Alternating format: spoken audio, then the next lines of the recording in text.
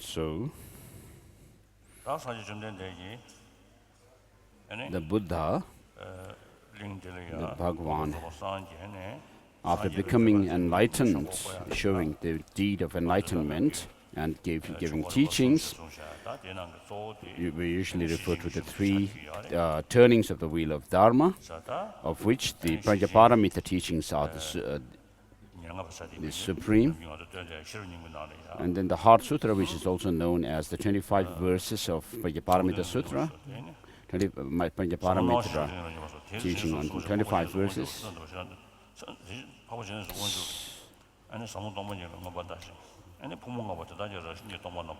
So the Buddha remaining in this concentration of categories of phenomena called profound perception, and at that time Bodhisattva Avalokiteshvara was also meditating, absorbed in the emptiness of all the five aggregates as well. And so what this shows is that we should see that the five aggregates are empty of inherent existence. And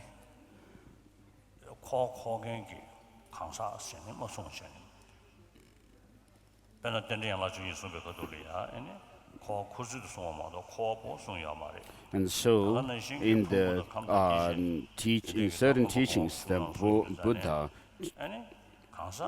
taught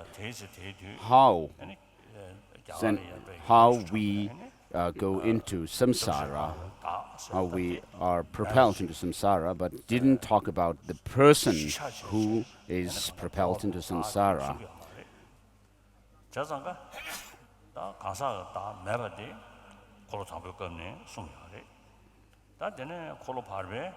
But the Buddha taught selflessness, anatma theory, even in the first sermon of his first sermon. So, by saying in the Heart Sutra, the five aggregates also should be seen as being empty of inherent nature. What the Buddha was teaching was that not only the person who is designated on the basis of the five aggregates is empty of inherent nature, but even the basis of designation of the person, the five aggregates, are empty of inherent nature.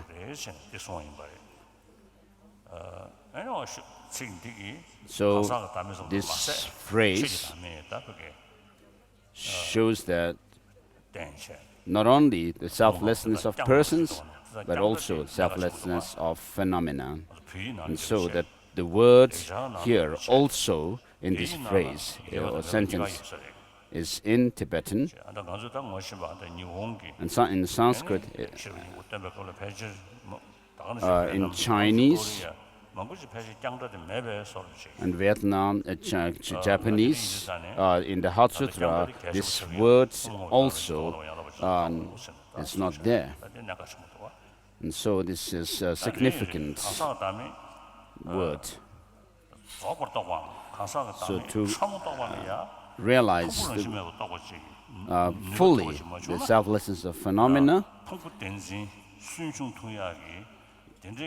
you have to realize the emptiness or selflessness of phenomena, the five aggregates.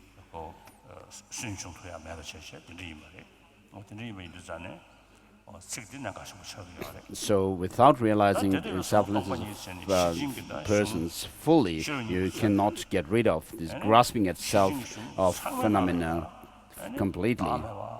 So all the teachings of the perfection of wisdom teach that there is no essence in anything. So of course, when teaching emptiness, there is always the subject on which the emptiness is established, such as the person, and then the parts, such as the mindfulness and so forth, and then also at the resultant state of Buddhahood, the Buddha's powers and so forth are mentioned. And so, after having enumerated all these different things, from beginning with the form or matter and so forth, up to the highest enlightenment of Buddhahood itself, the Buddha gives all the different objects.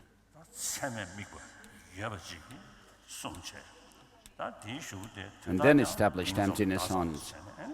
And so, in the Vajraparamita Sutras, it's said that these also are merely nominal and designated.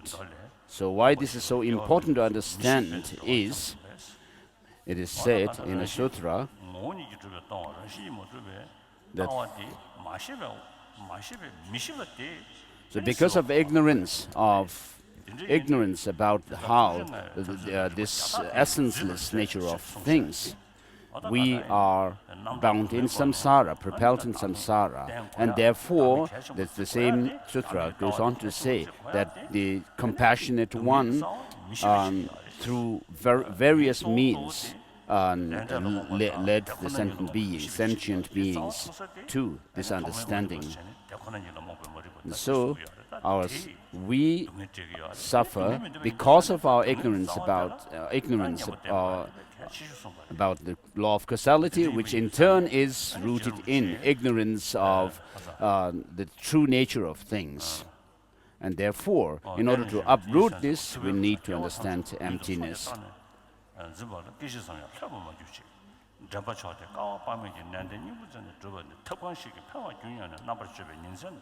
So Master Tsongkhapa makes this prayer that may he be able to make this teaching of dependent origination, which the Buddha has Buddha taught, after having gone through much hardship, to find this understanding realization and to make it clear to sentient beings.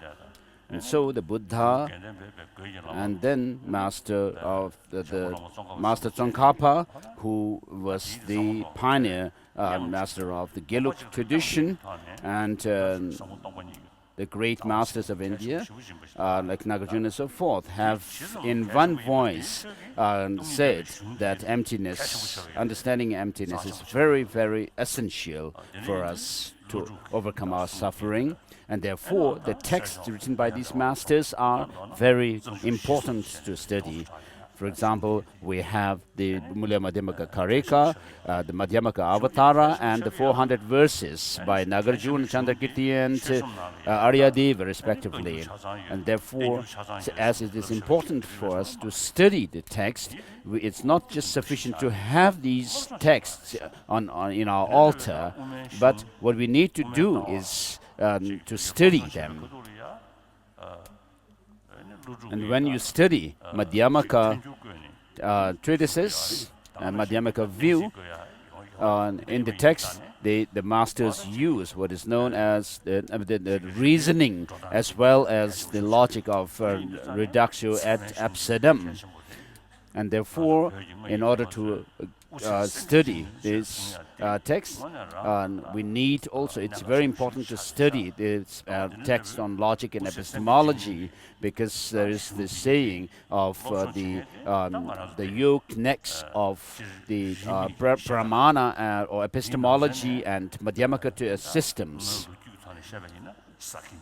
combining them together. And so in the past, of course, historically, with regard to the study of logic and epistemology, it used to be very prevalent in the Sakya tradition as well as Gelug tradition in the past, but today the fact is that it is most prevalent amongst the Gelug tradition. And so we have the 3 seats of learning of the Gelug tradition, and where the study of Pramana and Madhyamaka is done in unison, and therefore we need still to put effort in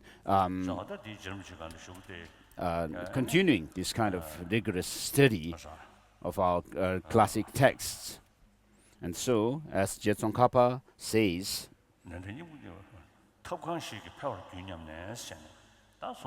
So thinking what means would be helpful for him, for me to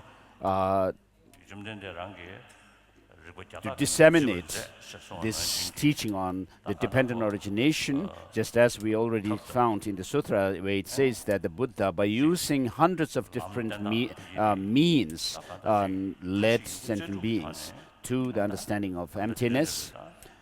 So, in order, we need to use all kinds of means to actually establish the foundation of Buddhism.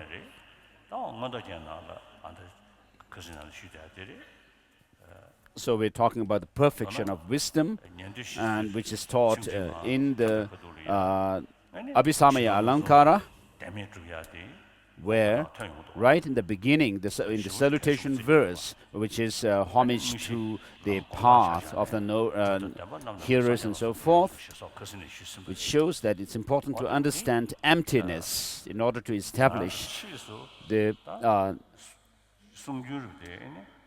path aspect and omniscience. And so, in our tradition, we have the three systems of lineages of Kadampa. So, what is the tradition that we have in these monastic institutions that I mentioned earlier, Sera, Depung, and Gaden monasteries, is the lineage called the Kadam Shungpawa, or the scholastic lineage.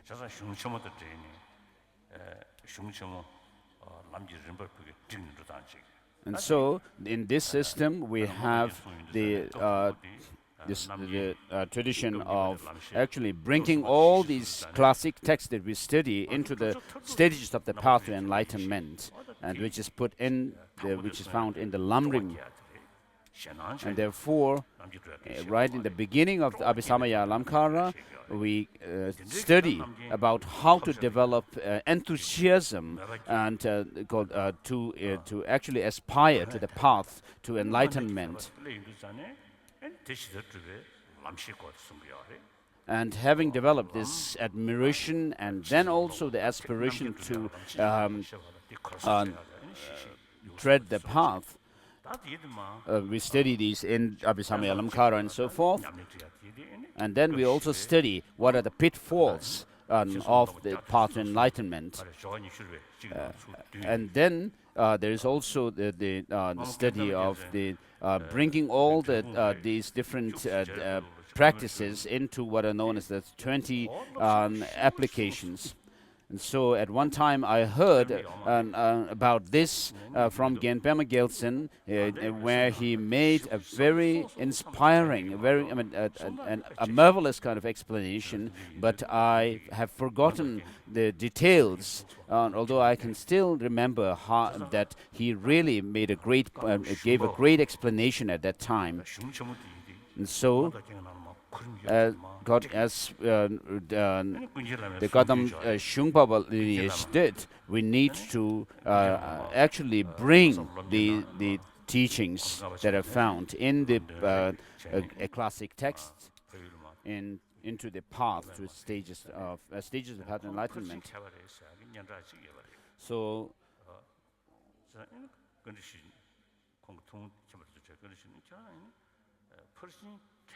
when some master went to the Amdo region after studying in this, studying all the texts, and he was renowned as someone who is a scholar in the Prajaparamita studies, and people asked him, "Is that true?" Then he said, "Yes, this is Kunkin Jamyang Shepa." And so, the Madhyamaka is the view of the Prajaparamita studies, and then the Abhidharma is the enumerations of different practices and different points, and then the Vinaya is the precept of the Prajaparamita, and then the logic and epistemological text is the text for reasoning of the Prajaparamita studies. So he said that in the study of the Prajaparamita, and all the other subjects come within it. And so we need to actually make this point clear to people, just as you would in the case of your own practice. So of course we can start our practice of Lam Rim, our stages of the path to enlightenment, beginning with devotion to Guru, reliance on Guru. But on the other hand, we can also say that of course we should reach this state of enlightenment, omniscient state of Buddhahood, and not just saying this, resorting to the words of the Buddha, but we should also make clear what are the obstacles to that omniscient, and the fact that we have the potential to see everything, potential to reach enlightenment or omniscience within us, and therefore lead sentient beings through this understanding of emptiness, and with that make them understand that it is possible for them to attain omniscient state where you see everything simultaneously, all the diversities of things as well as the ultimate nature simultaneously. And therefore, through this kind of conviction, then you will have admiration, and then aspiration to attain enlightenment, and then aspiration to cultivate bodhicitta, and also compassion, and for that, aspire to cultivate this determination to be free from samsara. And for this, of course, we need to we need to go through listening to study the text, reflecting on the meaning, and the meditation. And in order to be able to go through these processes, then we need to rely on a qualified master. And so in the Kadam Lam Rim tradition, we need to put all these practices into the stages of the path. And so the scholastic tradition, when it comes to teaching, we need to put the practices in order in accordance with the Lam Rim, the stages of the graduated path to enlightenment. And then to put it concisely, we have the Kadam Mengak lineage, the pit instruction lineage.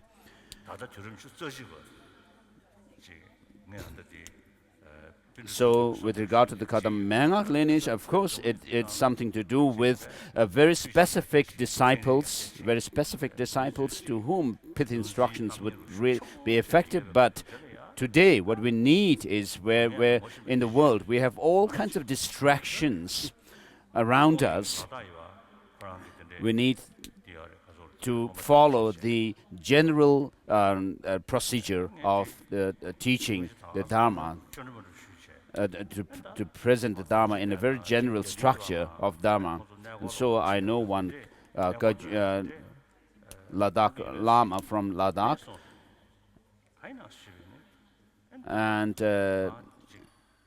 I asked this person if he or she takes his or her monastics to go to Bodh Gaya and other places. And this person told me that if these monastics were taken into the plains, then it actually gives them opportunity to get distracted. And so this is similar to the narrow-mindedness of the communist Chinese leaders. So of course, once someone is really equipped with all the understanding of the Dharma, then even though all these distractions and the glamorous things are seen by these people, they would be able to find that this this will not actually cause them to become distracted to the marvels of samsara, but it will, on the other hand, strengthen their faith and devotion to the practice of Dharma by knowing the nature of samsara being samsara. So this is what we need, as Ling Rinpoche has told me, that when he saw all the different distractions in the world, then he was able to actually perceive them as being in the nature of suffering. So when it comes to practicing Buddha Dharma, we need to have a very broad-mindedness and not a very short-sighted, narrow-mindedness. So this is how the teachers should teach, give a very broad explanation, and then the practitioners themselves also must develop this broad understanding. So I'm not being disrespectful to other traditions. So all these traditions, religious traditions, are useful and helpful to many people. But some of my friends, Christian professor, have told me that these days in Europe, their traditional religious tradition, which believe in a creator God, it has become very difficult for them to actually explain to their followers. But people are taking much interest in Buddhism. So he was not telling me, he was very sincere when he was telling me this. It was not out of any kind of a ulterior motive or anything. So in Buddhism, we need to use 100% our mental ability by examining even the words of the Buddha and the words of your teachers. So I wish to tell a story here. About 40 years ago, when I first developed the interest to have some discussions with scientists,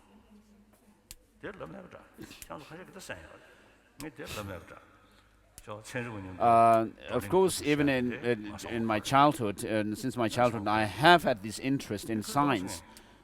And so, at that time, when I expressed this wish to an American lady who is following Tibetan Buddhism, I told her. So when I told her I'm interested in having discussions with scientists, she said, "Be careful, science is killer of religions." So this is what she said to me. Then I thought, and I remember that the Buddha had said, "O monks and scholars, just as the gold is tested by a goldsmith for its purity, likewise you should examine and investigate my teaching, but not follow it, and then follow it, but not out of your devotion." So he asked us to experiment and research and to examine his teaching, and then when it's really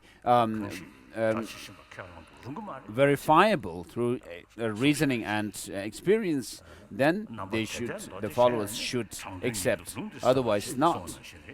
And so, just as certain texts are said to be provisional,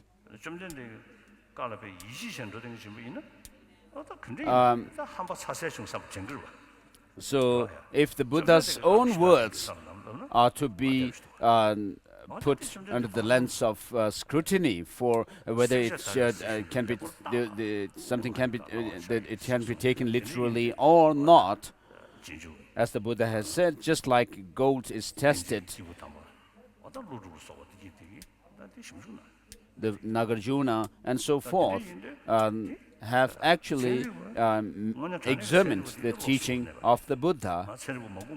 And then many scientists whom I know, many of them are really broad-minded and unbiased.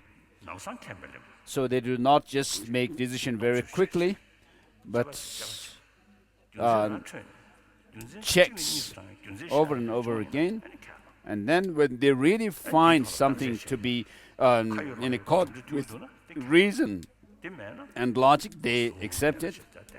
Otherwise, through their experiment and research, when they find something not yet decisive, they would not draw any conclusion. And so, when the lady said that, thinking about these things, I thought that the Nalanda masters actually checked and examined the teaching of the Buddha, and therefore there's no danger from science. And I thought to have discussions with scientists.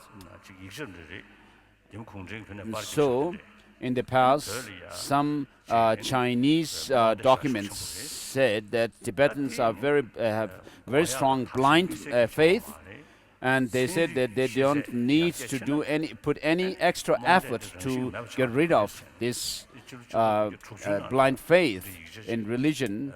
But as science progresses and develops further, this will automatically go away. And so now, after 30, 40 years, what's the situation now is that even amongst the scientists, there are people who are taking interest in Buddhism, and many actually are attracted to Buddhism. And so Buddhism, because it has to be verified through reason and experiment, research, and so forth. So of course, I do not put any effort to proselytize people to Buddhism. And one time I met some some friends who told me that some German sponsors were ready to sponsor to build a huge Buddhist temple in France. And so then I told these people that you really need to think twice, because France is not a Buddhist country. As such, if you build a huge center, Buddhist center, and I told them I wonder if it would be really appropriate to do so. So for example, if some Christian came into a Tibetan community and built a huge Christian church, what would we think? What would we feel? Of course, it's a different matter if they build some schools. So in Arunachal Pradesh, in the Mon regions, when other religions actually are spread there, the people feel rather uncomfortable. And therefore, in a non-Buddhist country, if you build a huge Buddhist center, it would be quite inappropriate. So I actually asked them to desist from building this center. Perhaps I had committed sin by saying this, because then I told them that it would be better, it would be good to set up such a center in Thailand or in Bangalore, in India. So we don't need to actually try to propagate Buddhism. As even in the Vinaya, we find the mention that until someone comes to and requests you teaching, you should not go forward. giving teachings. So since there is increasing number of people taking interest in Buddhism, so they are not taking interest because of the Buddhism saying that the Guru devotion is important, and which comes in the Kadam Mangak lineage. And then there are people who are really desperate in their life and then come to the Buddhist centers. We have a problem with their difficulty with their livelihood. But the situation has changed today. There are people who take interest in Buddhism with knowledge of Buddhism and then becoming attracted to Buddhism with admiration and enthusiasm. And so, as I said, out of these three lineages of Kadamba, the Kadam tradition, so we need to, today we need to make contribution to Buddhism following the Kadam scholastic lineage, and therefore study of the classic text is very important. And then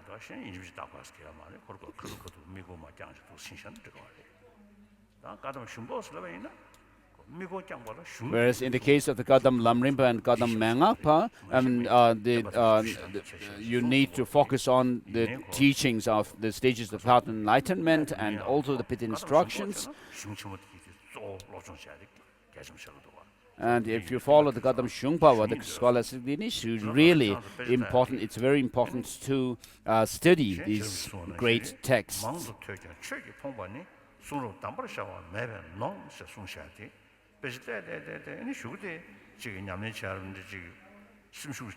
And so, as Rinpoche says, that having done much learning and study,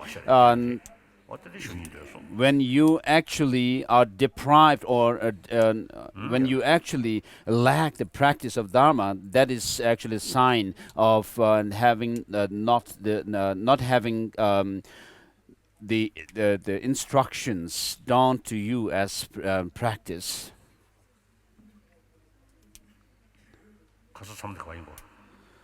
So where did we stop yesterday?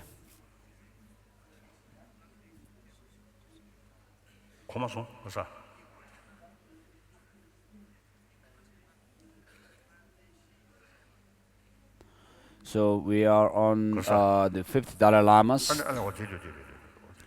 text.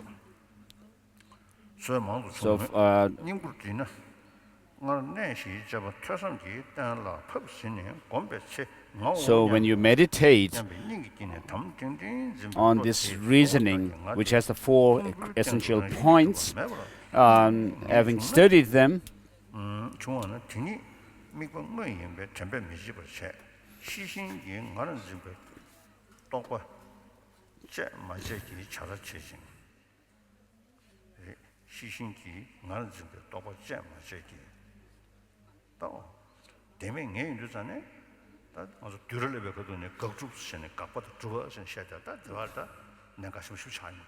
so we need to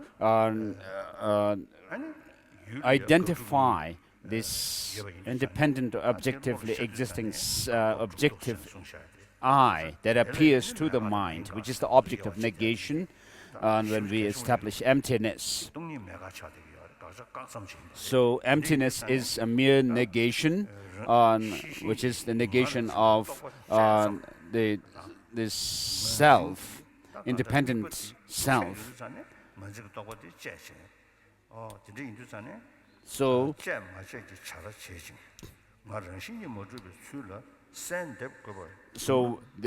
when you meditate on emptiness, the conception which grasps at some independent existence is severed. And so whether this is happening or not should be examined.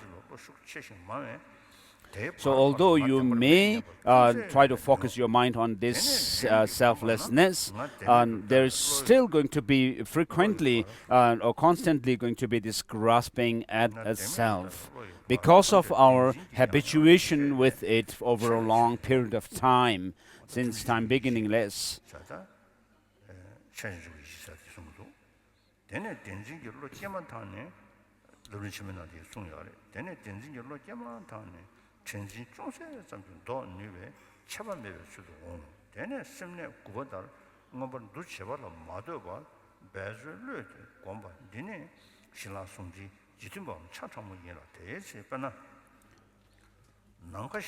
So you should still put effort, and even though there's constant grasping at self or the self, you should still try to divert your mind towards the selflessness, and then you should develop this concentration towards the concentration on the selflessness, and in this way develop this an understanding and an experience which is the combination of the Vipassana and Shamatha. So place your mind in that kind of understanding.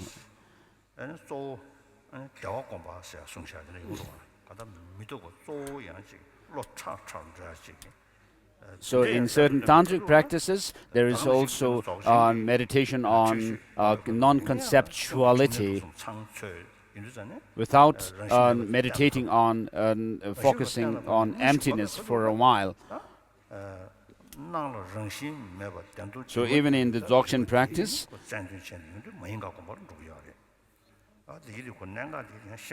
this is how it's led. And so you should be able to make distinction between whether the emptiness is a mere negation or what is known as an implicating negation, and so forth. There's a lot of talks about this in different traditions, but you should be able to know the point of these statements.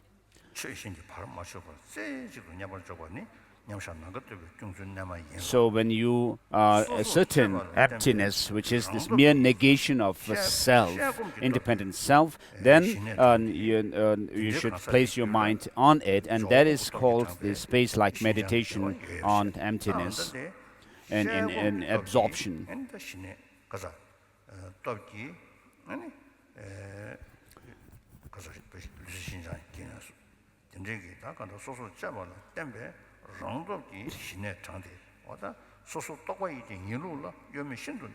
So having developed concentration, single-pointed concentration, then when you use that to realize emptiness through investigation and analysis, and when you are able to do that, I mean, come to the conclusion and or insight into emptiness, then you are able to bring these two together, the shamatha and vipassana, focused on emptiness. And this is what we are dealing with here.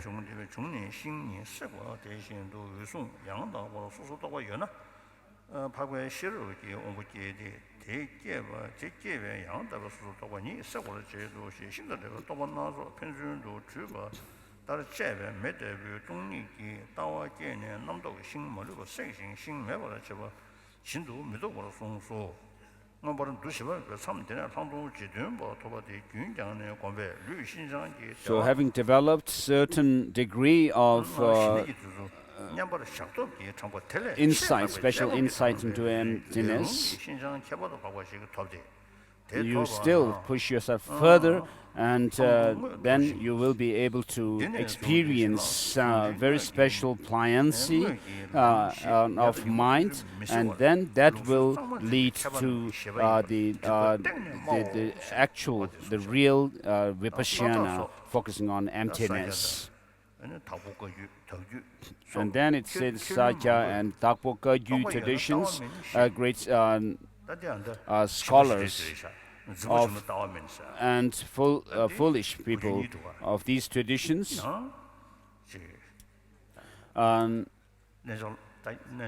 say that if there is conception, there is no view.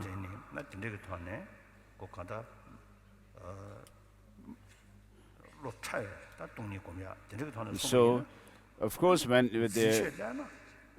it comes to talking about realizing emptiness with a very subtle mind, then if that mind is actually tainted with some kind of a grasping, then you cannot actually that view. You cannot have the view of emptiness. And therefore, Rinpoche also mentions that when you do tantric practice, you do focusing meditation and not doing any kind of analytical meditation, because by doing analysis, it would actually cause distraction and to your mind, and therefore as the mind becomes subtler and subtler through these kind of practice in Tantra, then you the clarity of the mind also increases.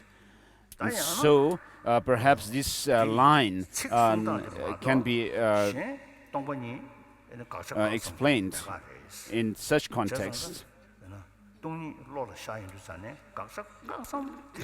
So when you actually realize emptiness, and emptiness becomes the object of your mind, then your mind is totally absorbed in emptiness, and you are not actually thinking that this is emptiness. This as if the emptiness is somewhere out there, and your mind is realizing it. And because there shouldn't be this duality in your perception. And so, when you realize emptiness, the experience that you have is the mere negation of the object of negation.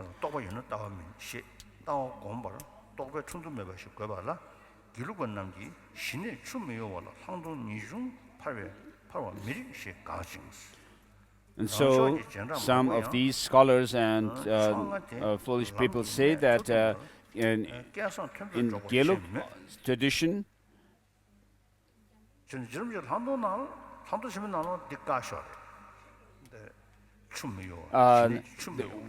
while the practitioner remains in this the calm abiding, water of calm abiding, there is this vipassana, which is like the fish moving in the a small fish moving in the water, and called popping out of the water. And so this is unfeasible, some say that. And then some who follow our own tradition also claim to have some the insight into emptiness.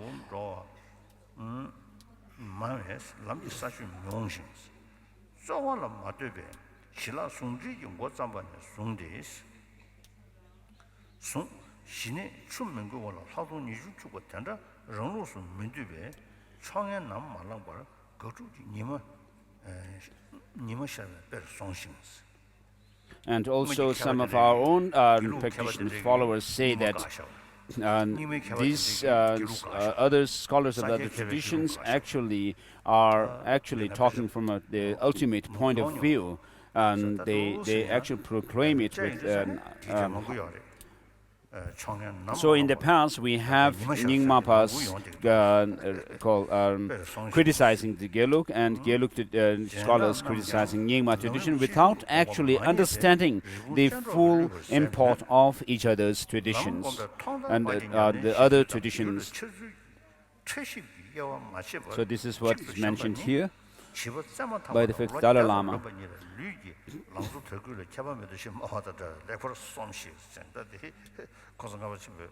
So the fifth Dalai Lama here is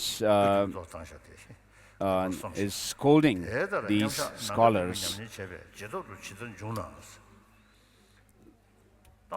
So having developed this experience of the space-like absorption,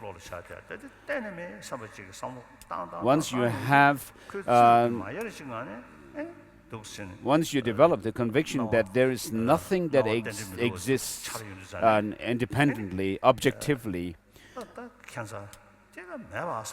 And when you see the varieties of things, they may appear to have independent existence, but from your own conviction, you will be able to say that, oh, this is not the way things are.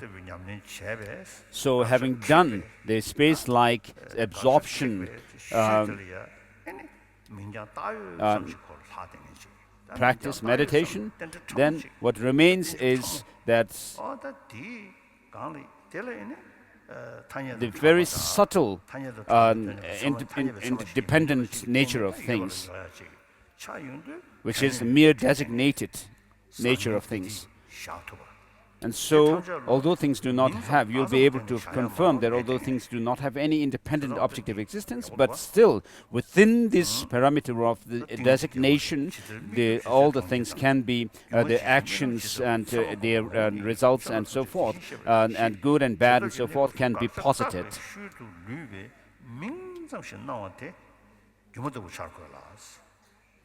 And so, what should appear to your minds during the post-meditation session is that things are merely in name, merely nominal, and therefore the illusion-like thing should be able to bring up in your mind. So what you'll be able to confirm is that things do not exist the way they appear to you. So having rejected or having refuted this independent existence, the object of negation, then what remains is a mere name. And the seventh Dalai Lama says that do not think that the things have any independent existence, although the varieties of diversities of things appear to the six senses, but they do not have any an independent existence.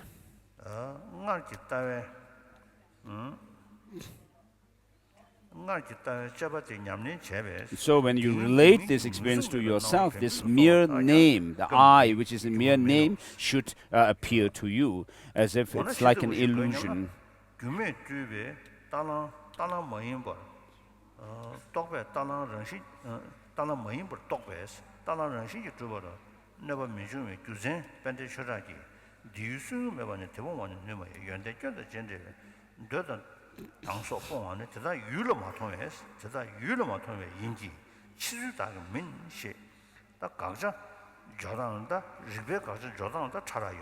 So, although the object of negation between what Dharma Kirti, whose certain lines from Brahmanavartika are cited here in this text, may be different from the Madhyamaka tradition, but the general idea of the rejecting the object of negation when you want to establish emptiness is same. So Dhammakirti says that without rejecting or refuting the what is grasped at by this true the mind clinging to true existence or self, an independent self, there is no way this clinging can be overcome. Sometimes when you use reasoning, it's which Ngordu Chongye also used to tell me that the reductio ad absurdum kind of logic is more powerful in combating this kind of grasping at true existence rather than the formal logic. And so as it is as Nagarjuna says that in using this kind of logic of reductio ad absurdum,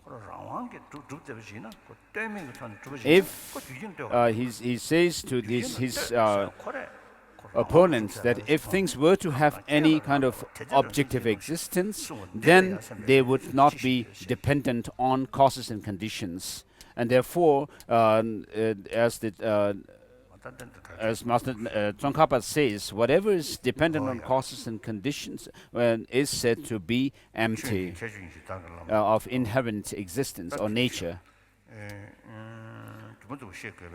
So things must be understood to be like illusion. So when you watch a magical illusion created by a magician, a magical in that magical creation, there is a person killing a magic called an elephant and lions and so forth, that is created by also by the magician.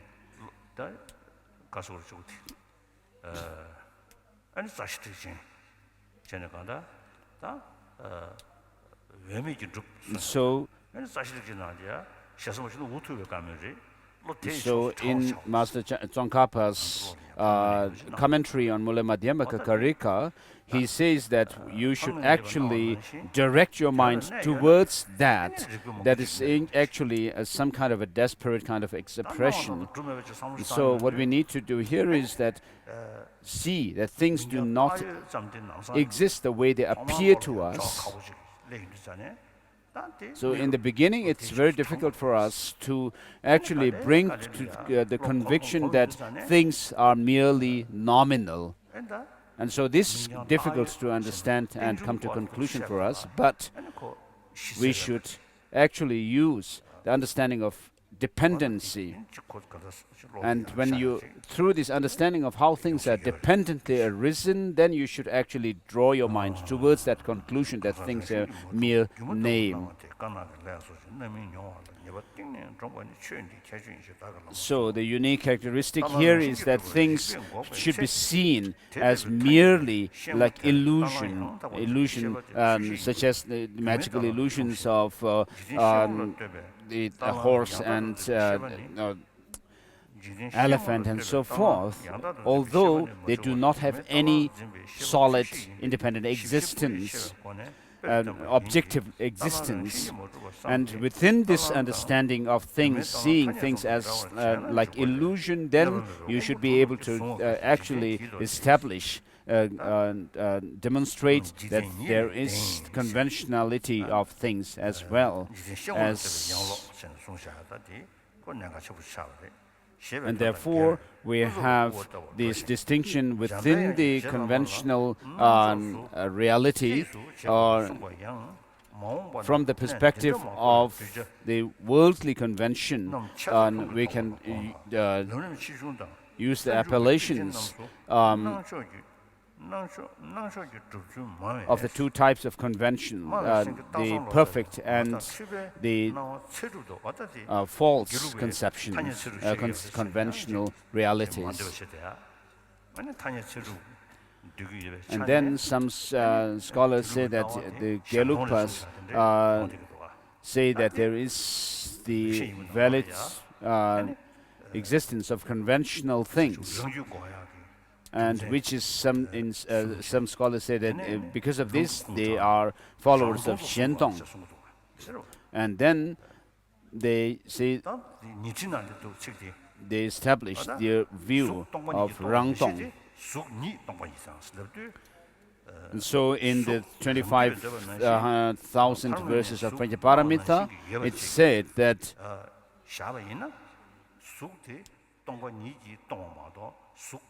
form is not made empty by emptiness, but form is itself empty. And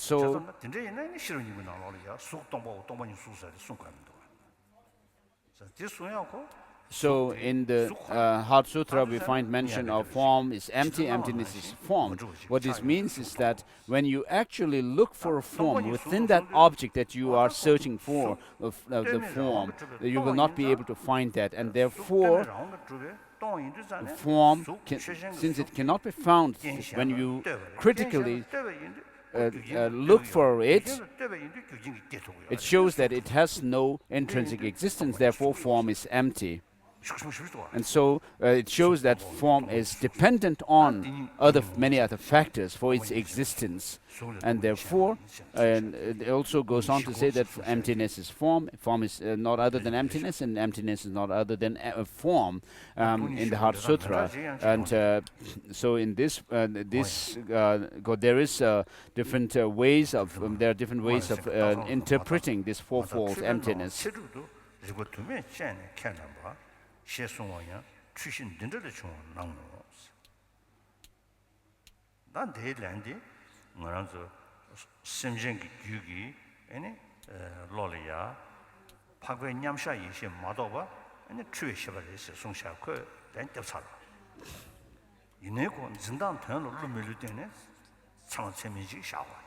So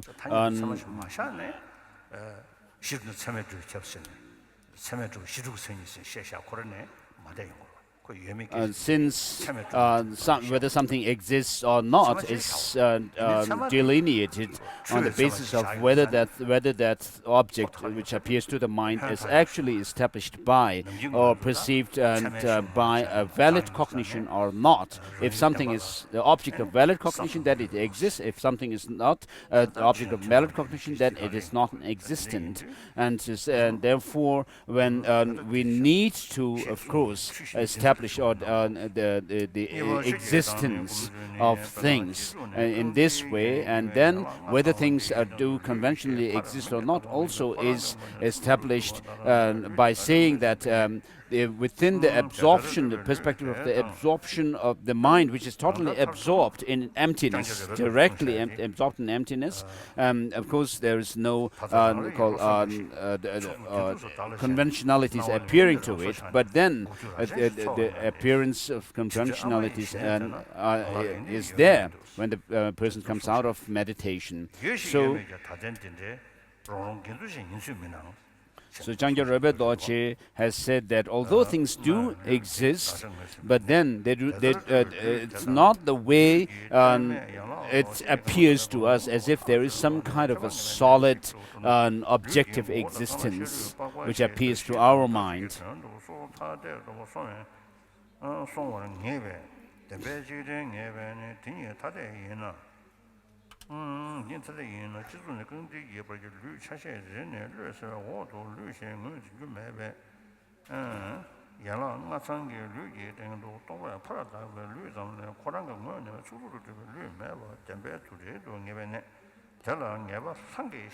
So in establishing emptiness or selflessness of a person, and here the reason which is called the lack of one and many is used, which has the four essential points. The first one is discerning identifying the object of negation, and then the second essential point is the ascertaining that there is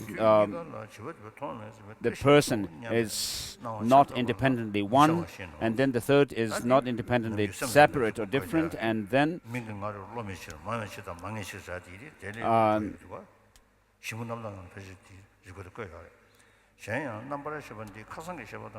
coming to the conclusion that the person has no independent existence.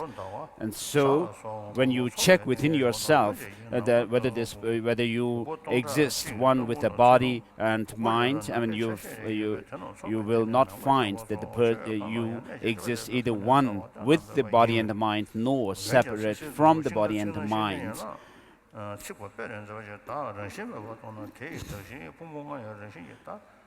And then through this kind of reasoning, saying the I does not have any inherent existence because it is neither one nor different or separate from the body and the mind.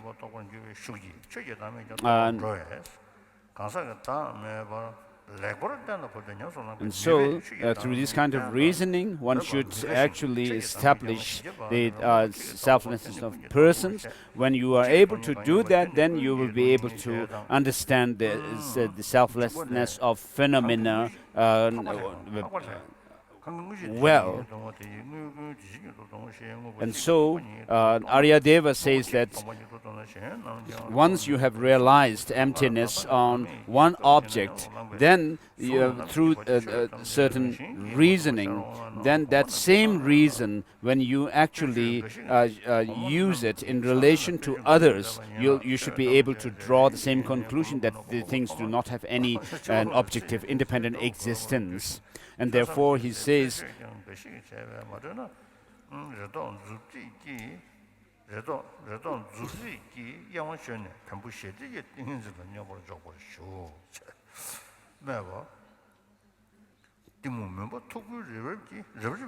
what is seen in one is seen in all.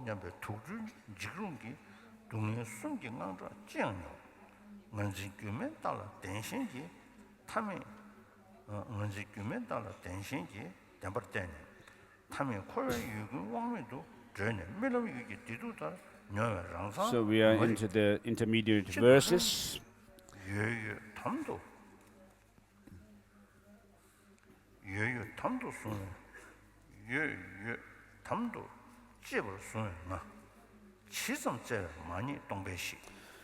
So because of this grasping at true existence, we have caused ourselves much suffering. And this illusory horse, clinging to it as of I, this clinging to it, this I, which is an illusion, like the illusory horse, we have helplessly traversed in this samsara and experienced the pains and pleasures.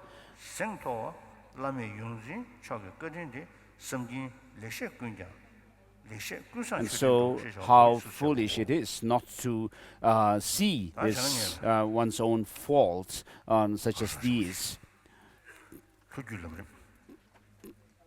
And let's go to the southern lineage, Lam Rim. We are on page 236.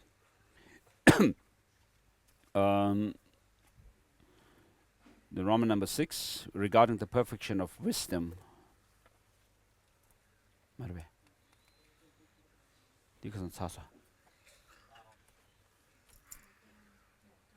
Oh, that's Shagi.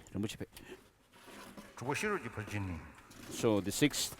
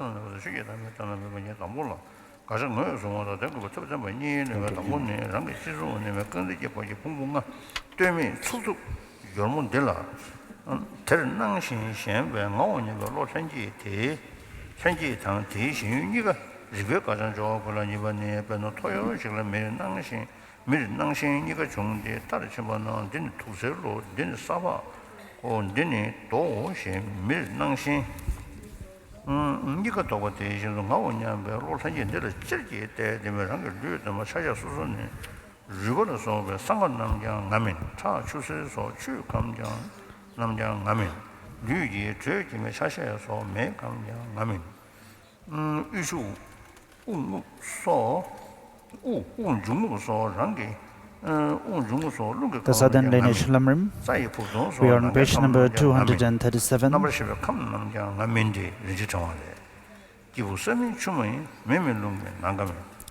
page number 237, the first how to develop space-like absorption has two parts: establishing the selflessness of persons, establishing the selflessness of other phenomena.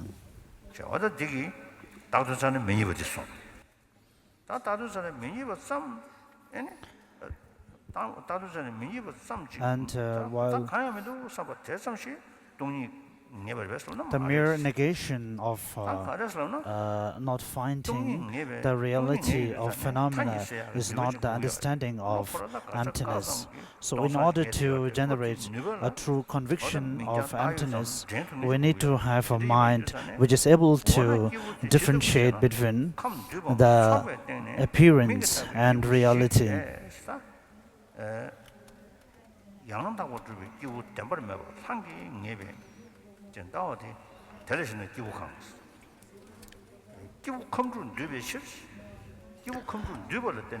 And as the person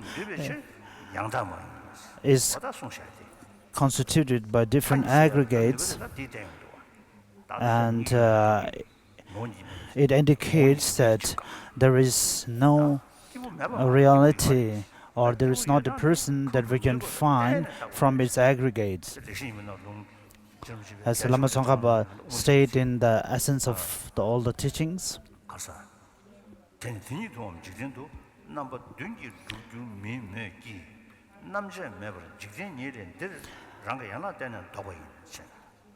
as the chariot or any phenomena is being established due to its parts, and for a whole thing to compose, it needs the assemble of all its different parts. So similarly, in order to understand the empty nature of a person, we have to understand the person as being, even though the aggregates are from the person, but the person cannot be found among the aggregates.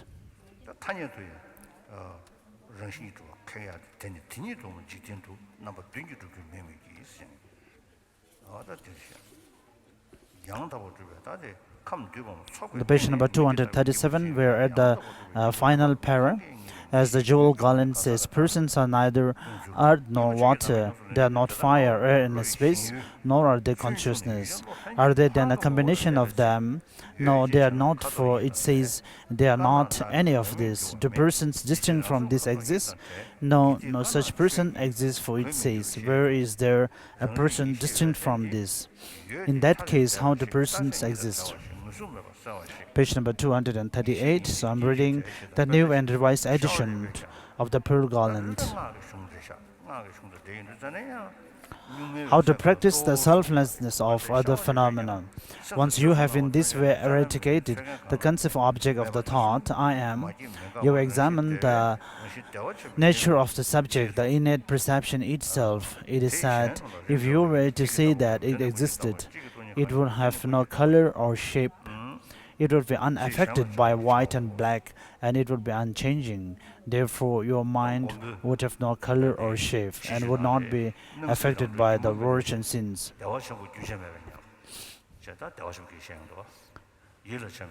And also the ritual text of the protector Gombo, it speaks about the ultimate bliss and the great bliss.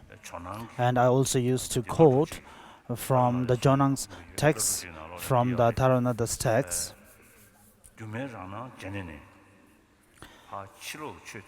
And the external phenomena appear as mere illusions. So even though they appear as existing from their own side, but then how can they appear as illusion to one's mind? And the mind to which all the phenomena appear as illusions, and the mind within us which looks at all the phenomena as inherent existent.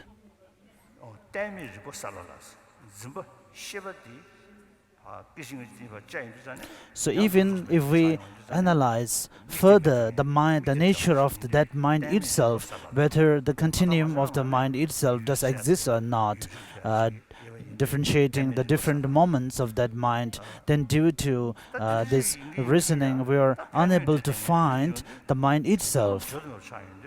So therefore, at the conclusion, we will come to the point that all this reality and the nature are not able to mention or not able to express their reality. So therefore, when we have such a conviction or understanding regarding the nature of the phenomena, and this is called the ultimate bliss.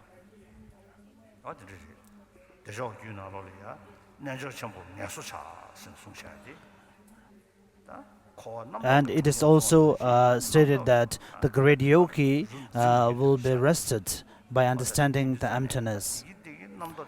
And all this, as we consider the samsaric world to be filled with this conceptual mind and conceptual thoughts, so being cleared of all these conceptual thoughts in the mind, the great yogi practitioner feels very eased or relieved.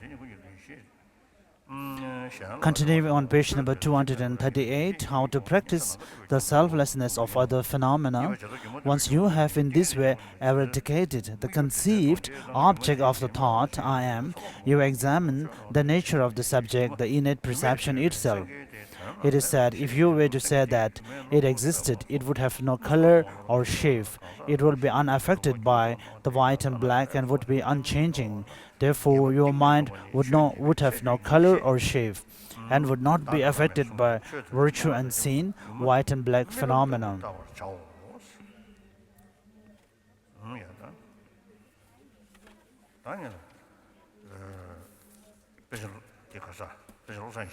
So we will post Southern Lineage Lam Rim here, and we will continue on the sweep path.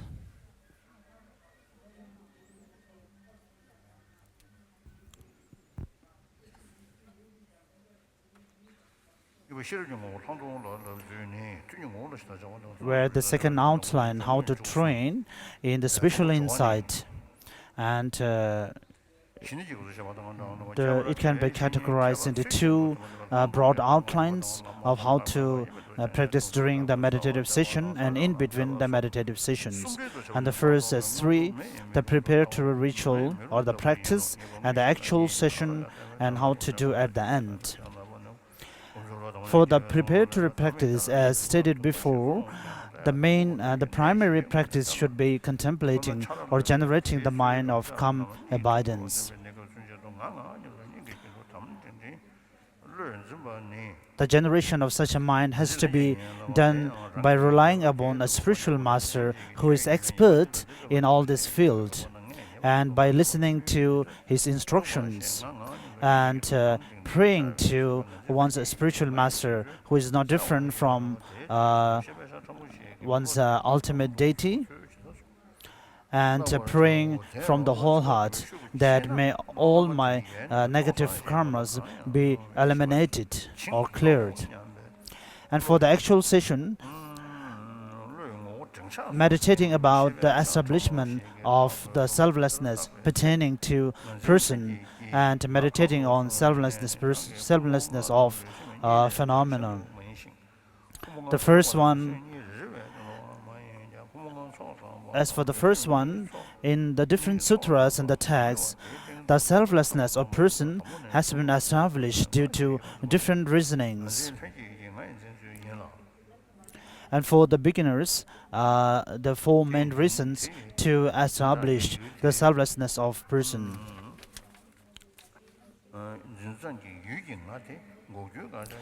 And the way to think about it is that once we are in deep sleep, so even during the deep sleep, sometimes we tend to feel that there is a kind of the self, the feeling of self within us without much need of making effort.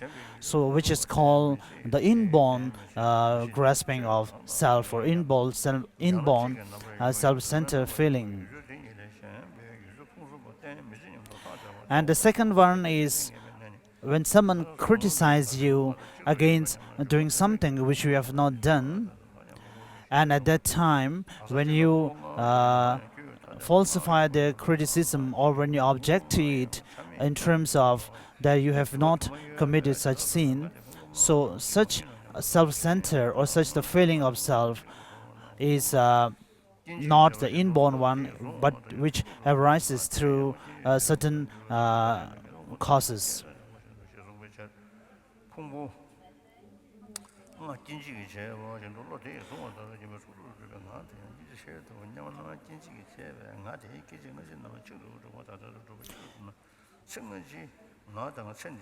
So having these two kind of self-centered feelings, then the person to be, when we speak about the selflessness of person, the first, due to the different Buddhist philosophical tenets, as the person is said to be composed of 5 different aggregates, and we need to, the coming texts emphasize upon the self being not any of those aggregates, and also not being the collection of those aggregates.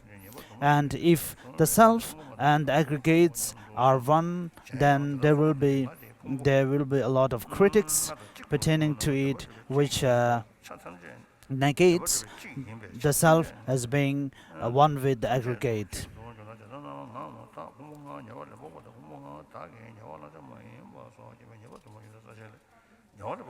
One of the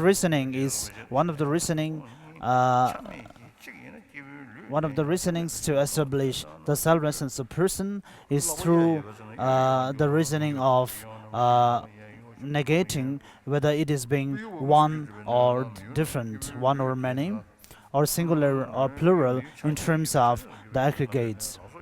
And Chandrakriti has stated in the supplement to middle way philosophy that if the person is one with its aggregates, then as we see different varieties of aggregates, then the person has to be also many, which is not the case.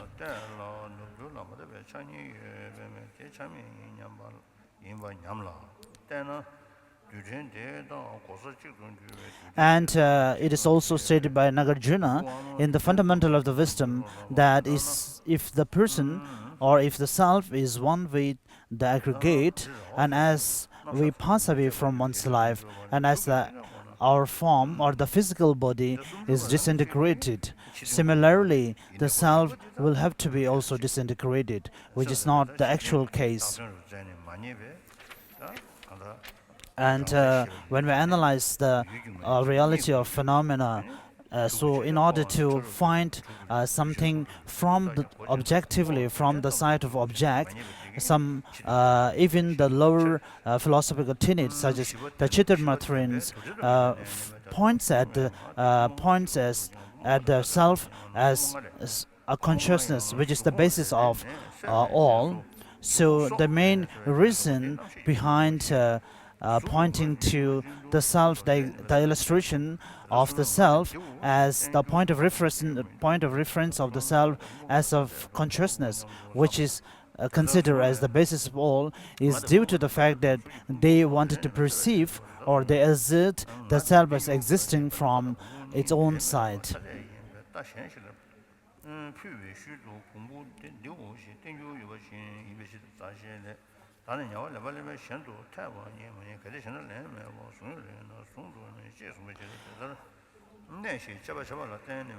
So in this way, the selflessness of person is established due to 4 different reasons. And as the first reason goes, so similarly the second, third, and the fourth one being that self is also not different from the aggregates. And even though the self, if the self is inherently different from its compositional factors, the 5 aggregates, then due to the aggregates experiencing pain or pleasure, there won't be possible for the self to feel the same.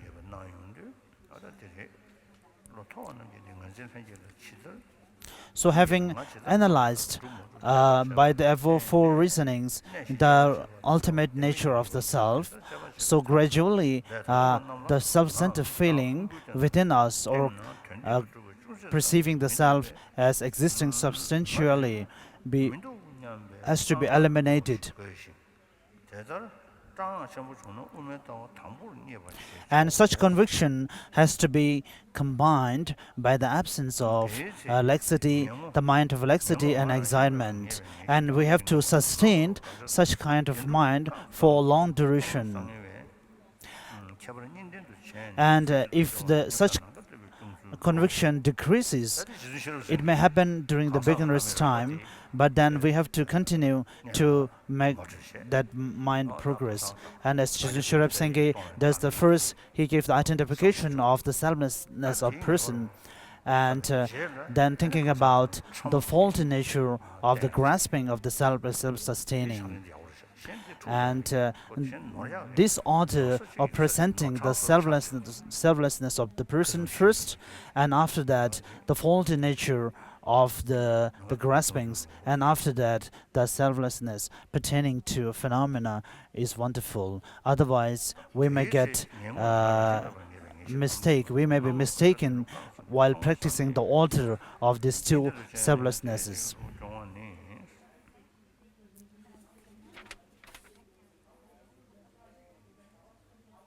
And as one progresses further, concentrating about the selflessness of the person, as explained in the above manner, and as our mind gets nearer to the understanding, even the coarse nature of the selflessness, sometimes one develops a great fear within us, by feeling that there is nothing existence, and there may be a chances that one may fall on an extreme side of nihilism.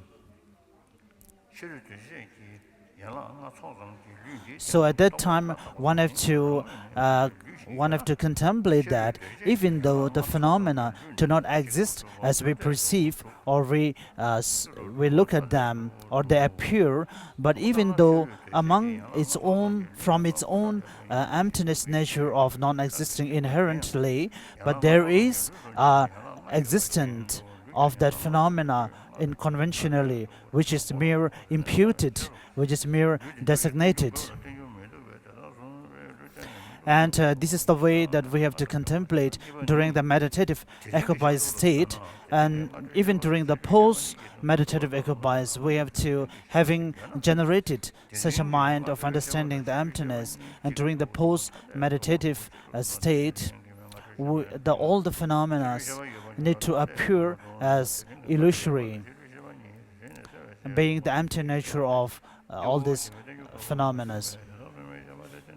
So second is how to establish the selflessness pertaining to a phenomenon.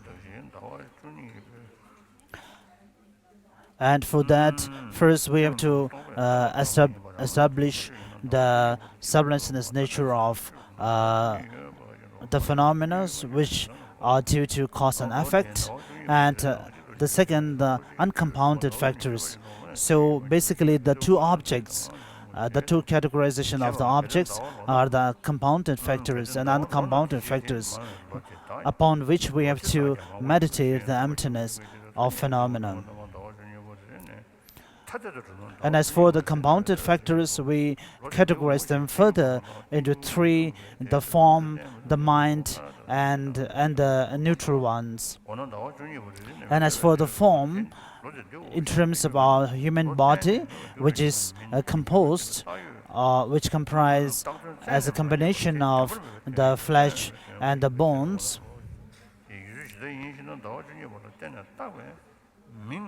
And we can further analyze whether that human body itself exists inherently or not, as it is also merely a combination of different factors such as flesh and bone.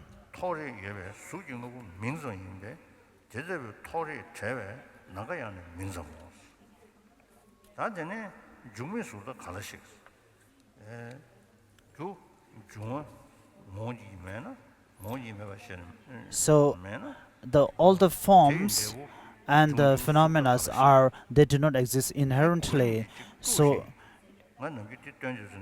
and also the those factors which are composed of those elements will also won't exist. So sometimes when I practice this verse, I reverse the verse and contemplate that since there is not a phenomena or the elements which exist inherently, so therefore all the phenomena, whether it is compounded or uncompounded, since there is not a single point to which we can point and say that it exists inherently. So therefore, if we reverse that order, so sometimes when we speak that all phenomena are merely imputed or designated or nominal, then we may feel that even the title exists. But then when Nagarjuna stated that even the mere title itself doesn't exist inherently, so then the only fact that which it seems to exist, the title, when Nagarjuna says that even the title or the name itself doesn't exist, then we feel like there is nothing to be perceived inherently.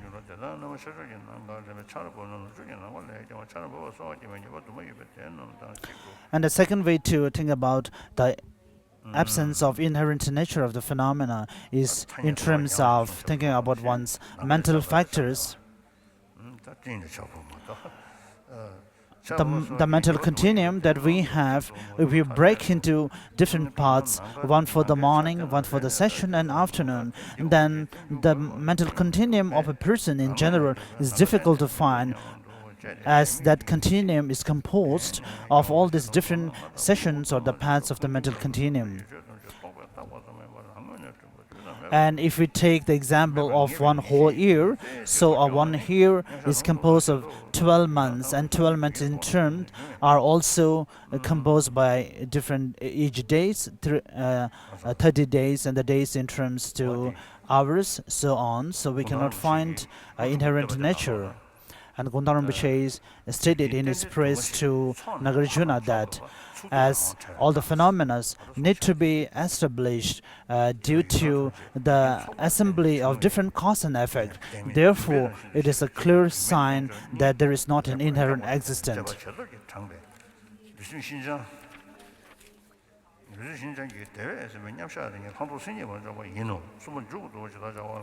So, having generated such a mind, so the special insight that we refer to here is a mind that understands emptiness, having contemplated about the the absence of inherent nature of all the phenomena, is the special insight that we discuss here. We will move to the sacred words of Manjushri.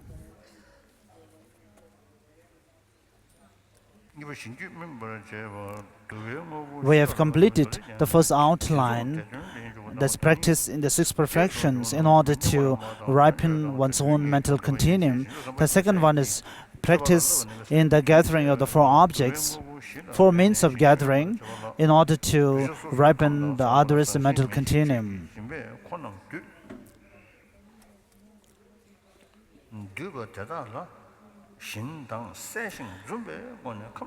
And as one practice in the perfections, 6 perfections, especially from generosity onwards, it is very important that we become friendly with the other sentient beings. And one of the means to become near to the sentient being is through 4 ways of gathering. And the first is to giving them whatever they need through the generosity. And the second way is using very sweet voices and the words to describe them or to discuss with them so that they feel attracted towards us, or they feel subdued and they become ripened to further deliver the teachings. And the third one is in order to maintain one's own life or discipline in accordance with one's own disciples. And the fourth one is also maintaining the same practices, which is in accordance to the other people.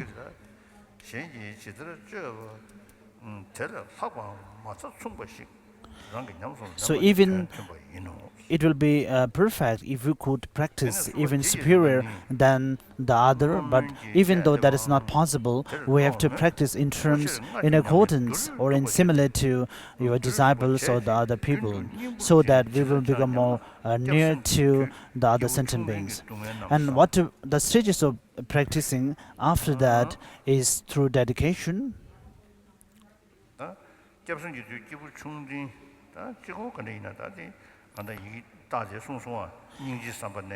And taking refuge in the three jewels, it may not be limited to the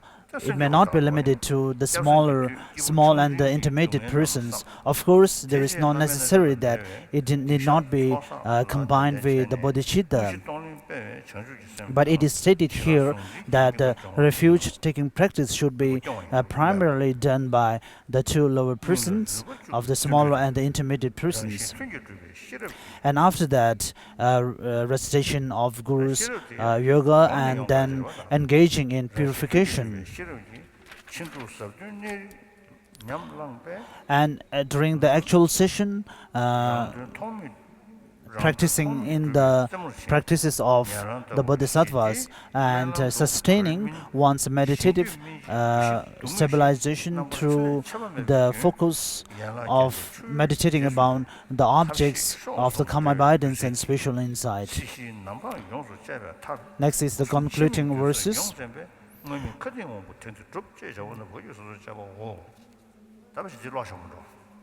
So I think I will also read, so we will complete this text.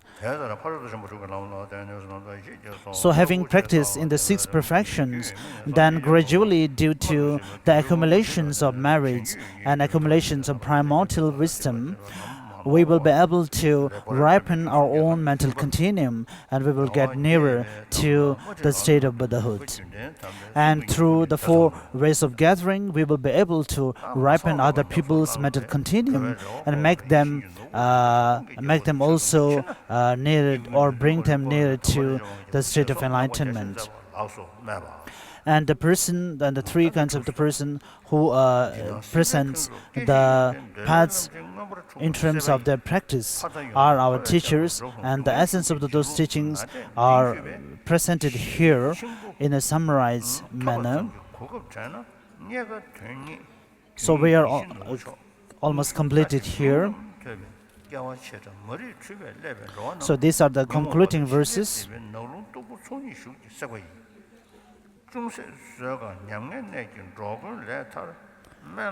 So due to our desire and attachment, we are born in the samsaric world,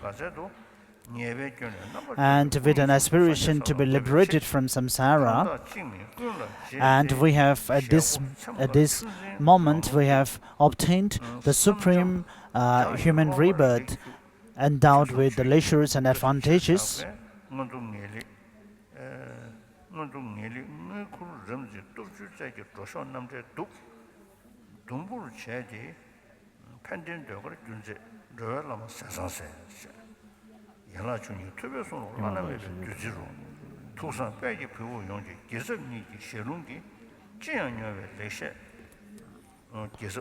And the following verses are praying to the Maitreya, then to Manjushri, and also to the 2 trailblazers of Nagarjuna and Asanga.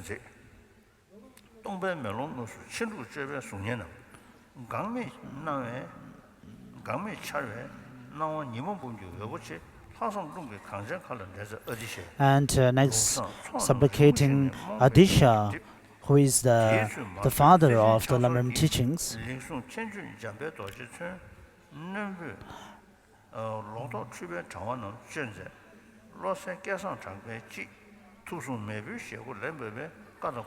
And having the lineage of, due to the different lineages that we find for the Lam Rims, and also by the kindness of all the great spiritual masters. And I have drank the nectar which drops from the words of our great spiritual masters.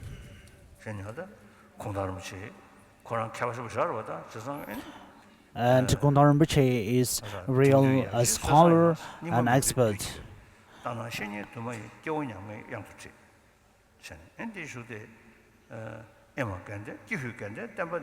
And he stated that the real precious, which is similar to the precious stone in terms of illustration, the teachings of Lama Tsongkhapa, it will be degenerated due to the wrong practice by the members of the Sangha. And also the great learning centers like here, we cannot merely be proud of just having a large number of the community of the Sanghas. So that alone will not be able to sustain the teachings of Lord Buddha for a long time.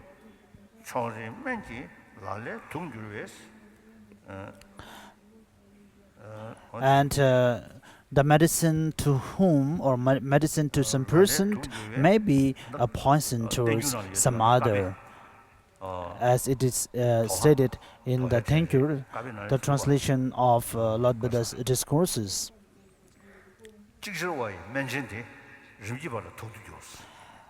The medicine to the intelligent practitioners, so the path being shown to them, which are being presented certainly and immediately.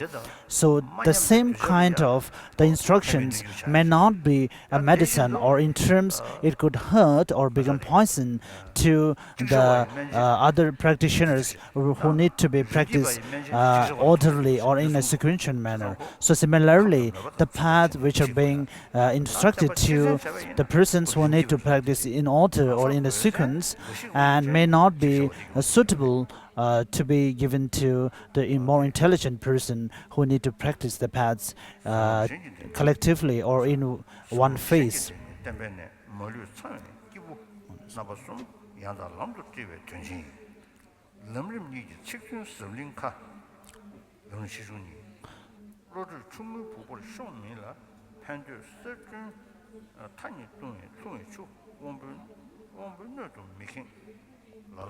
So the sacred words of Manjushri has tried to elucidate the contents of the two Lam Rims, the Lam Rim teaching, and even though for those kind of the disciples who cannot digest the vast and extensive meaning of the great treatise on the path to enlightenment, may be benefited in some way by the summarized presentation of the essence of the Lam Rim by these texts.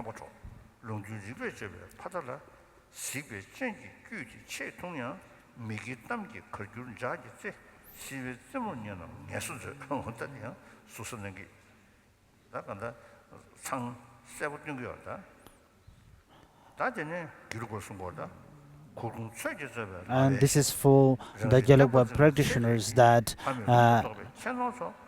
having a yellow hat and grasping or being attached to saying that this is the teachings of Lama Tsongkhapa, and without really concentrating or studying the great text, and out of distractions, if one let the teachings of Lama Tsongkhapa by being taken away by some robbers, then we are the practitioners whose hands are actually empty.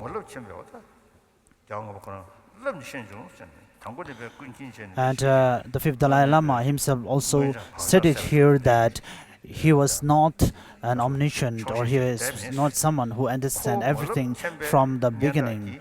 And I have also, due to my own practice and studied, have written or composed these texts.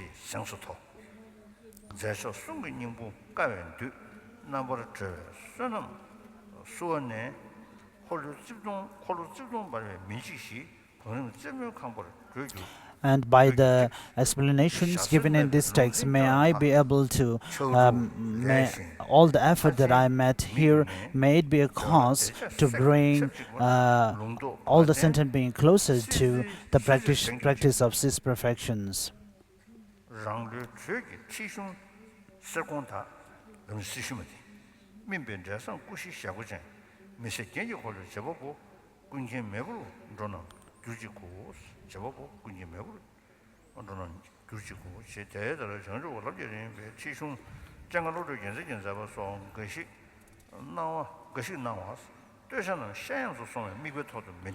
And I've also seen some Lam Rim transmissions, even though they may be very vast and very deep in terms of the presentations, but they are not applicable to certain sentient beings in terms of their practice. And some Lam Rim some Lam Rim teachings, Lam Rim texts are very extensive in the first part, but when it comes to the later parts and the spiritual insight, they are very short. So taking into account of all these different commentaries, and I have written these texts.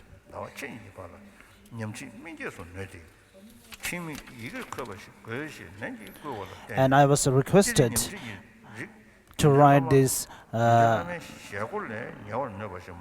by the great learned Jambar Rinchen, and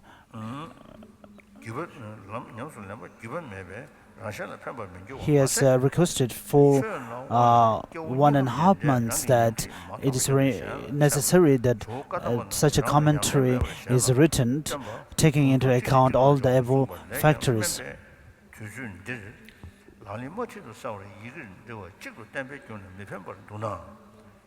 So even though I do not have very profound lineage and understanding in terms of these Lam Rim teachings,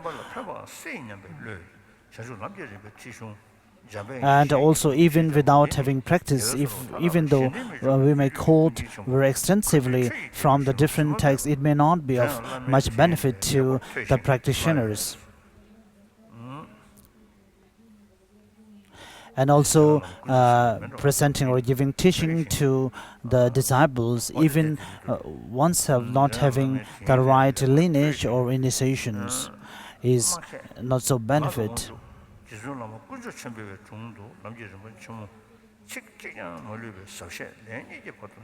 And during such a degenerated time, I have strived to write a commentary on Lam Rim, which eliminates, which try to present all these details are necessary for a practitioner.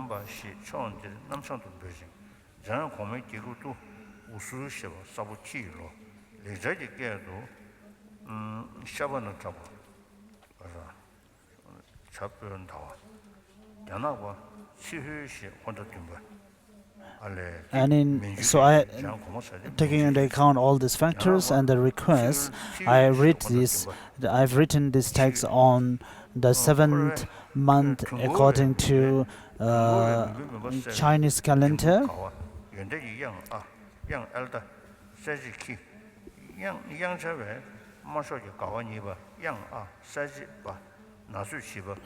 And the place where I finally completed the composition of this text is the Drebung Monastery, and it was written and it was handwritten by Domeba Tilejaso.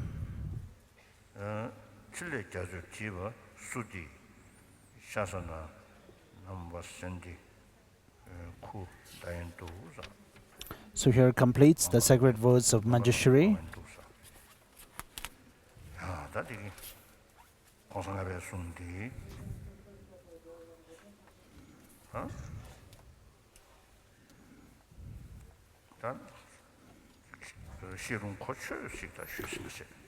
So I have given the commentary, the transmission of this text of Manjushri with a brief explanation.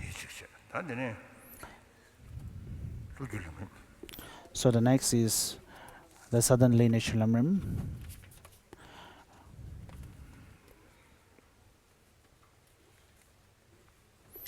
We are in page number 239.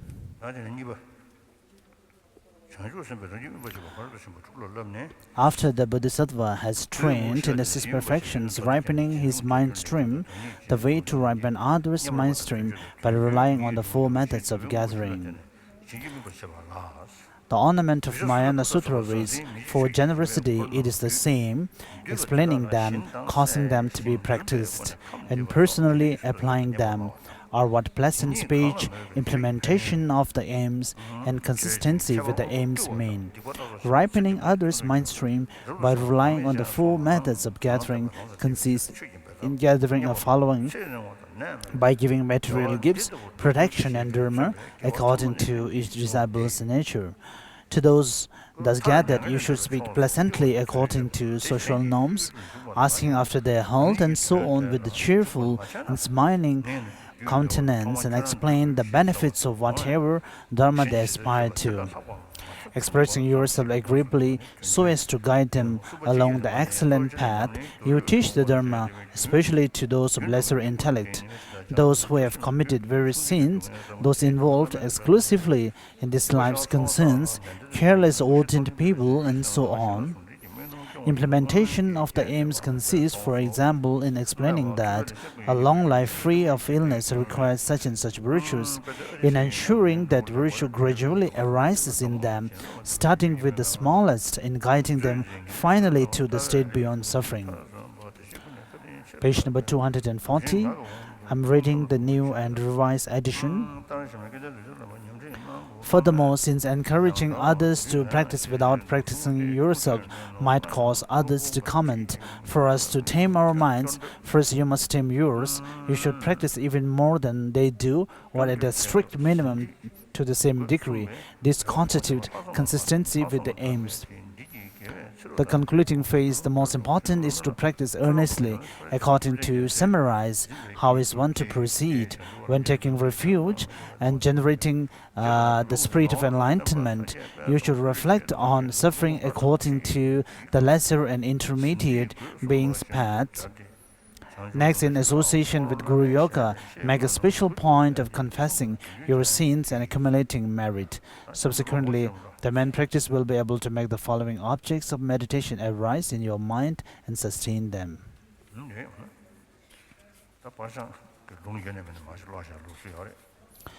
So the colophon, even though I may not have the transmission, but there is a custom to read it, so I will also read it today. On page number 244, this profound and exceptional instruction of the practical commentary of the stages of the path to enlightenment is the oral tradition of the great master and lot of siddhas. The excellent and glorious Ngawang Lobsang Tempa Dargye, when teaching it accordingly to a few disciples, they expressed the needs of the transcribed. So I, through conscience, Yendin Jaming transcribed it, putting aside and concealing details regarding the topics of the spirit of enlightenment and of serenity and insight, since they must be learned directly from a master. Your body radiates 1,000 lights of the marvelous signs and marks. Your speech voices the melodious notes of the three vehicles discourses. Your mind apprehends all phenomena as they are without confusion. Supreme Guide, Friend of the Sun, I bow to you. The 100,000 streams of all your words' substance converge and swirl into a great ocean of instructions. Manjughosha's oral instructions, once well churned, its very essence is collected in the sky jewel known as the southern lineage. In the broad expanse of immortality, the pristine intent made of various precious substances, the multiple causes and conditions, is the palace of virtue. This perfectly clear print, a marvel created by the artistry of the skillful Vishwakarma. Page number 242, the final para. He who clarifies the teaching of the protector Manjughosha, the master and protector of the will, the great Vajradhara of Dubkang, the glorious, excellent, and venerable Lobsang Awang Tenzin Gyatso, in the female water house of the 15th cycle. So here it completes the southern lineage, Lam Rim.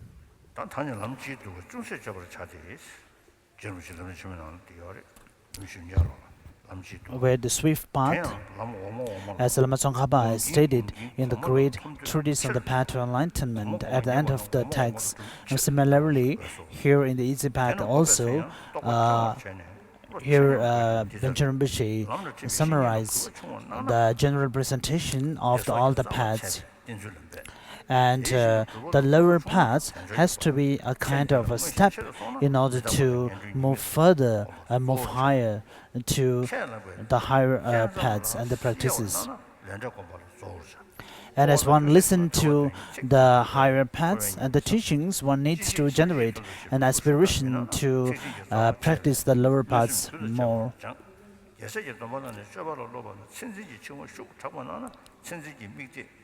And while practicing or meditating on these paths, it is important that we have to have an equal mind, a concentrated, a neutral mind, and also it's very important that one need to generate respect to one's spiritual masters and strive to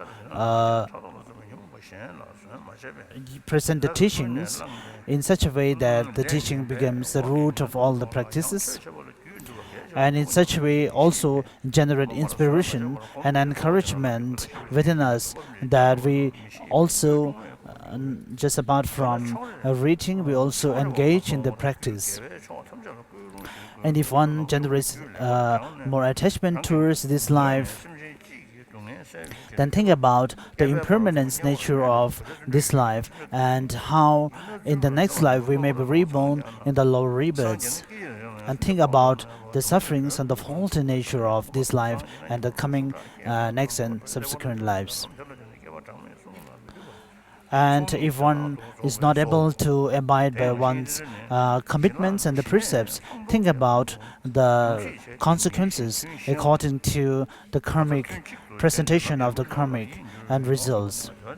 And if one is not so renounced towards the samsaric events and not able to generate a mind for liberation, then think about the negative sides of being remaining in samsara. So ultimately, think that whatever we do, it becomes in some way benefit to the sentient beings. And as we say, the root to the foundation of generating the bodhicitta mind is generating the aspirational mind.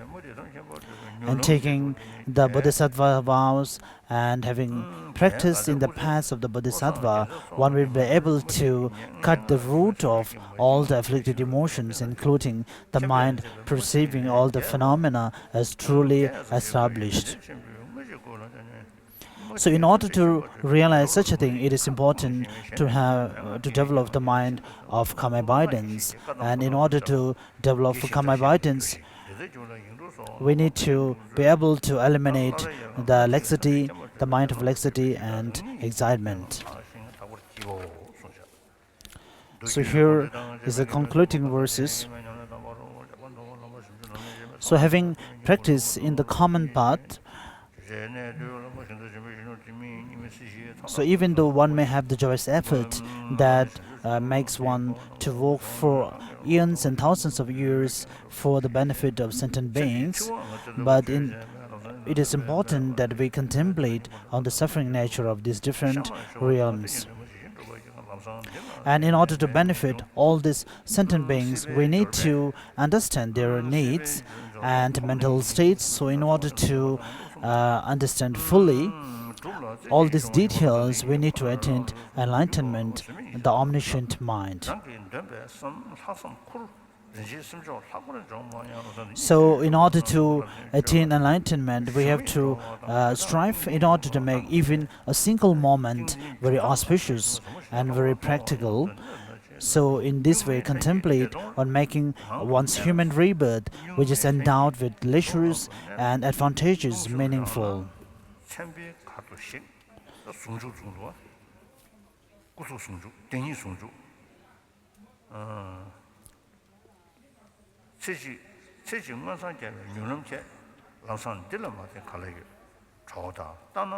The concluding verses, the sweet path is the contents of all the essence of the teachings presented in the Lam Rim teachings, and it was requested by many of the great learned persons, and also in order to revive my own practice and study it.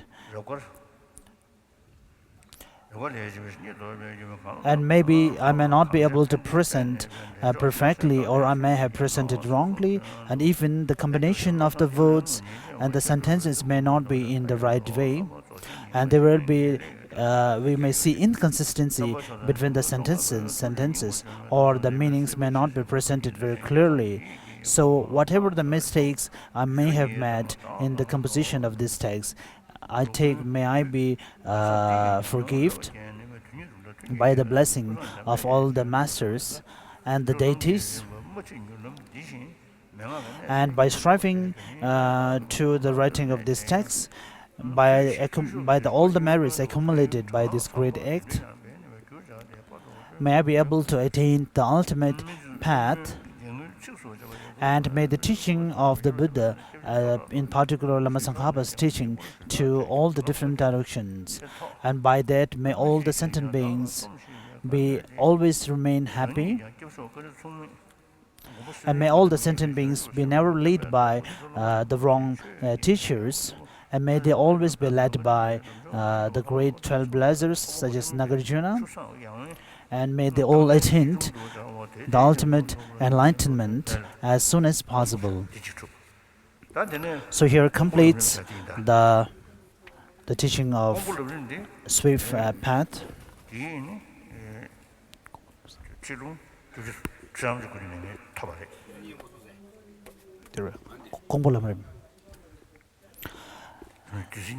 So as for the essence of nectar, I got the transmission from Tijan Rinpoche. So the translation text that we have here is, if you happen to have the poster of Lama Tsongkhapa in the front, the cover is red in color. Translated by Jishe Lobsang Tharchin with Benjamin and Devereux Alterman. Published by Library of Tibetan Works and Archives. So there is a little time. We will try to go as much as possible.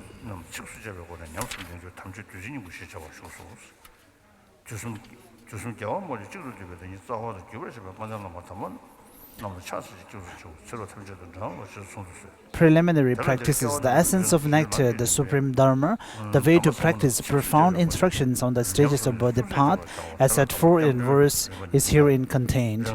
I make obeisance and go for refuge to the illustrious, peerless spiritual masters, my road gurus, together with the lineage gurus, each being the combination of all the victorious ones of the three times. May I be cared for by them without interruption in these and all my successive lives. Herein, by means of verse, I will briefly explain the way for fortunate disciples to practice the profound instruction on the stages of the Bodhi path. The stage of going for refuge. Before me, amid an ocean-like cloud of marvelous offerings, atop a majestic jeweled throne supported by 8 lions, on decks of lotus, the sun and the full moon, the conqueror Lord of sages, indistinguishable from my root guru and master teacher, sits radiantly in the center of a network of light rays. With grandeur like the summit of golden Mount Meru, he wears 3 robes of a monk and glows with a magnificent max of perfection. His right hand presses the earth, left hand plays in the gesture of meditation, holds an alms bowl filled with nectar. His form is an embodiment of majestic splendor upon which I can never gaze enough. Page number 2. On elegant tables, to the right and left of each individual are arranged the volumes of authoritative teachings which have come from each one. The syllables emit their own melodious sounds of Dharma. From the bodily parts of every object of refuge luminous beams rated in 10 directions, and from the end of each of these rays, countless emanations go forth and ripen sentient beings. Looking upon me with compassion, my root guru says, "Fortunate son, if you wish for liberation from the suffering of cyclic existence, I shall guide you." His smiling countenance comforts and delights me. Surrounding me are all sentient beings, including my parents, delirious with suffering of the 6 types of beings. Looking here and there, searching for refuge, they weep and cry out pathetically. Alas, from beginningless time until now, I have wandered throughout the 6 realms. Page number 3. There is no protection or refuge other than the 3 jewels, which can liberate me and every being from the vast ocean of limitless cyclic existence. Therefore, I and all sentient beings, equal in space, for however long it takes until our attainment of body, go for refuge to the direct and lineage gurus, go for refuge to the master teachers and the Buddhas, Dharma teaching and the realizations. Go for refuge to the exalted assembly, the Sangha. Next is the generation of the body-mind. I am bound in the prison of cyclic existence by the chains of my deeds and mental afflictions. Just as I am tormented, so are all miserable sentient beings who again and again have been my mother and nurture me with kindness. The responsibility to liberate these beings have fallen on me, but at a time like this, when there is little or no way of knowing where I myself shall go, I have no hope of liberating others. Even attainment of the 2 types of hardship is not completely beneficial for me and is only partially beneficial for others. Therefore, in order to be of ultimate benefit to myself and others, I must definitely achieve the state of victorious ones. Page number 4. If I attain this supreme state, my own encumbrance will come to an end and all virtuous qualities without exception will be achieved. And next is the meditating on 4 immeasurables. So, even though all sentient beings have been born countless times as each other's parents, without knowing this, they have accumulated bad deeds through attachment and hatred. Thus, they experience only suffering. How wonderful it will be if, separated from this attachment and hatred, they would now abide in a state of equanimity. May they abide, I must bring this about. Please bestow inspiring strength, so that I may be able to do this.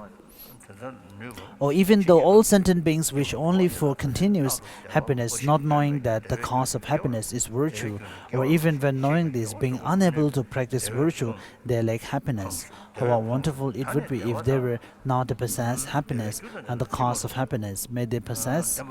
I must bring this about. Please bestow inspiring strength, so that I may be able to do this. Page number 5.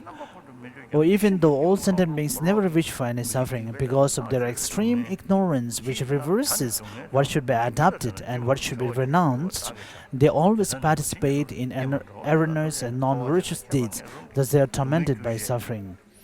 How wonderful it would be if they were now separated from suffering and the cause of suffering. Oh, after all sentient beings have become separated from the suffering and causes of cyclic existence, and particularly of unfortunate rebirths, how wonderful it would be if gradually they could attain the bliss of higher rebirths and definite goodness, never to be separated from supreme, uncontaminated bliss. The special development of the body-mind in order to liberate all beings equal space, I must quickly attain Buddhahood. To this end, I shall practice the profound instruction on the stages of Bodhipath. So for now, we will pause here. So as announced earlier, I think it was announced about the debate. So in the afternoon session, we will conclude the session around 2, and as soon as this text is completed, till 3 p.m. for 1 hour, we will hold a session of debate. So on this stage, so whatever in way or that you will set up. So on the sides, as there are a lot of scholars, so I want everyone to debate in terms of a normal debate class, whatever the topics that you start. So for 1 hour, we will have a debate session. So we have here about 30,000 people. So we will love to hear a sound of debate, spiritual debate, filled the whole space. Since there will be a very huge voice, so even though some people cannot debate, so do not need to feel ashamed. And when Rinpoche was debating at that time, the Gombasa Rinpoche was very good in debate, and he was the one who debate, and Rinpoche was memorizing and can memorize, and is very intelligent and can remember very clearly. And Gombasa, the previous life, he was very fond of also the 13th Dalai Lama. The 13th Dalai Lama was very fond of him also, and also was the practice of high river. So when he practiced, and the Rinpoche answered immediately yes, no, and also. So Rinpoche was not able to remember the letter, so he has to keep silent for a while. And the people laugh, and he was not able to continue his debate. So when we have such big debate, and when only one individual debate, so it's difficult. So here maybe in the front one person can debate, but on the other side everyone can debate and make the whole stages and the places filled with the sound of debate. And there are many people came especially from foreign countries. So how we are studying the 5 texts, so it is important that everyone knows about it. And we will debate today in such a way that as we debate normally by extensive learning, then the next is debate. So the extensive learning through the oral transmission, and next is the debate. So this is important.